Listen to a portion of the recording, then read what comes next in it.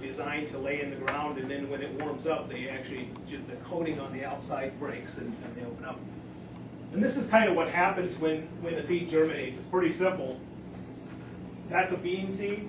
It's got kind of a thick shell, and as the water softens up that shell and the warmth comes up, it actually starts to grow. And what happens is, and we're going to keep this way more simple than your plant sciences class. The first root starts to grow downward, and that's the root that's going to pull all the nutrients out of the soil.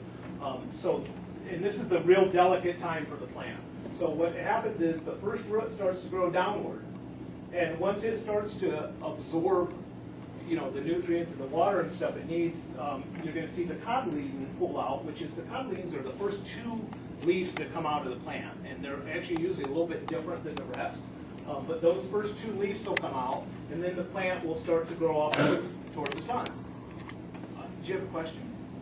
Is there different ways to pronounce that? There could be. That's the way I was taught. Cotyledon? Yes. My teacher last year told us cotyledon. I've never heard it called that. Heard it called that. That's what he said. Yeah, but there are some words that are a little hard to pronounce. But yeah, the cotyledon is the way that I've learned to pronounce it. So maybe if you're from a different country, it gets pronounced that way. No? I don't know. Or maybe she's from a different country.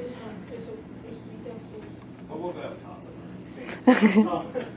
But anyway, that's what a lot of teachers just call it the baby leaves that come out. It depends on which grade you're in, whether you get the baby leaves or the cotyledon. But that's how the plant grows. And again, what you'll see is those two leaves, which are a little bit different, they will stay there, but then the plant grows up out of that. And usually, a lot of times you can't recognize a plant until the second set of leaves come out, and you can see what type of leaf it is.